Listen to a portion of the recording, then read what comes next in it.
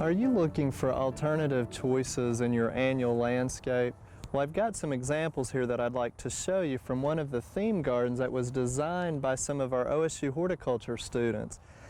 Now remember, the theme garden, the overall color scheme was to be a pastel color, and we've got everything from whites to purples and pinks, and it's nice too to see that they actually have a little bit of design, kind of a diamond shape with some geometric areas when you look down at it or from the side angle, going from the taller plants in the center to the dwarfer ones on the edge. And specifically, I'd like to show you some of these that are really new, and some of them are not very common either, but the one on the border plant in the back is Imagination Verbena. That's one of the All-America selections for 1993. It's an annual verbena, but it looks almost more like one of our perennial types with a purplish color on the flower, and we've just finished trimming this one back, so it's not as prolific as some of the ones that we have over here to the side in another particular bed.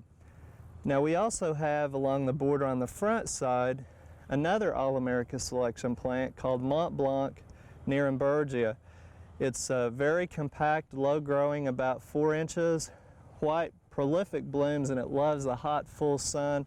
And most people are familiar with Nirenbergia in the purple color, which I have back here behind me. And this must either be a sport or some seed that have come up in our planting, but the purple Nirenbergia will usually get a little bit taller, and some people can even get it to overwinter depending upon the location that it's planted.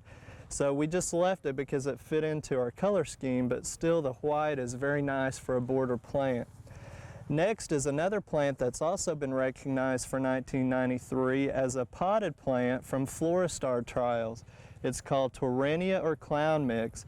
It's one that's really been around for a while, but this particular cultivar has some new flowers that are a little bit more showy than the older type. Again, sold as a potted plant or a bedding plant. The recommendation was full sun or part shade, but to be quite honest, I think it would have performed a little better in partial or afternoon shade. Ours still looks a little bit bleached out and stunted, probably just from too much heat in our Oklahoma conditions. Now, one that's not new to you if you've watched us over the past few years here in Oklahoma gardening is Starflower or Penta. The two that we have here, though, are a little bit different. We have Pink Profusion, which is more of a pastel pink color, and then Pink Star, where the center is a hotter pink with a shade of lighter pink around the edge. A little bit more compact than some of the Pentas, but again, a great plant to use, continuous bloom through the summer, and loves the hot, full sun.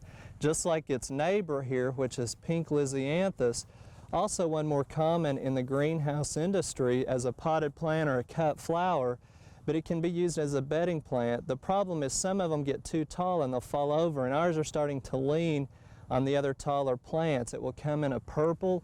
It's very slow to germinate, very, very slow. You almost need to start the seed in the fall to get it ready for the spring, and if you overwater it, you can just flat out kill it. There are some new dwarf varieties, though, that are coming out on the market this year. In front of that is Pink Sunday Salvia. This particular salvia, the flower is actually down lower and not very showy. What's showy is the foliage at the top of the flower area. That's actually the leaves turning a pinkish color. It comes in Oxford Blue cultivar, and it's also sometimes sold as clary, which is in our edible landscape for one that you can eat. So we've seen it in a couple of different uses.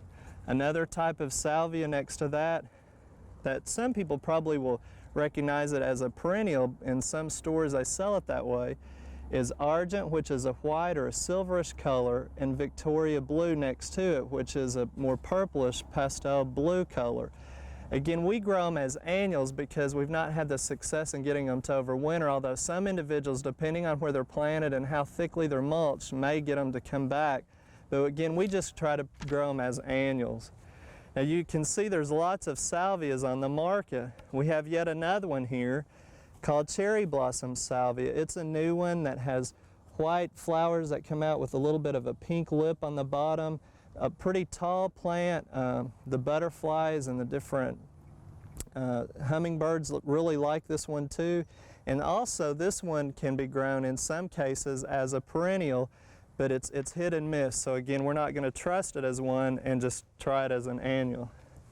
Now as we go on through the bed, The last kind of border plant or smaller growing is convolvulus, and if you're familiar with the genus Convolvulus, that's in the morning glory family.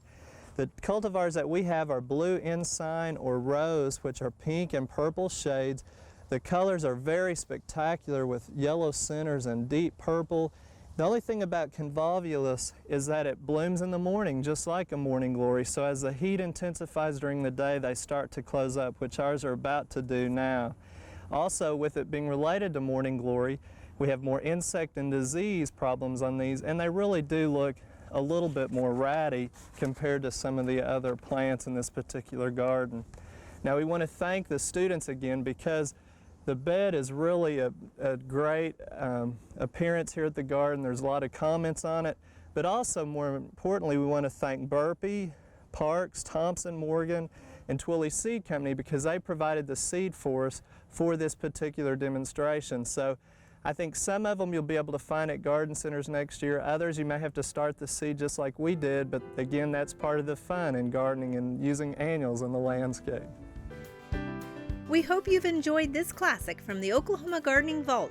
Remember, even though these tips and techniques are timeless, there's always something new to learn in the world of gardening. By subscribing to both Oklahoma Gardening and OK Gardening Classics, you'll have access to a wealth of gardening knowledge, both classic and contemporary.